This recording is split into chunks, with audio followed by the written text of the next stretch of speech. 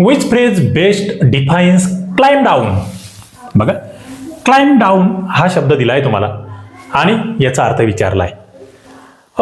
Retreat from a previous position, an act of admitting that you were wrong, a steady approach to a goal आणि a refusal to compromise. Climb down म्हणजे काय? Down, climb down, खाली उडी घेणे म्हणजे थोडक्यात काय? माघार घेणे, आपल्या मुद्द्यावरून माघार घेणे.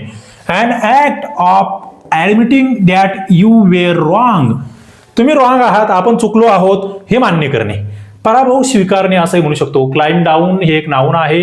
पूर्वी घेतलेली आपली कठोर भूमिका असेल, मागणी असेल, निर्णय असेल, त्यावरून माघार आम्ही घेतोय. Retreating from a previous position, त्यासाठी हा शब्द वापरला जातो. A withdrawal or retreat from a previously stated firm position, demand or promise, वचन दिले तिथे सुद्धा माघार घेणे.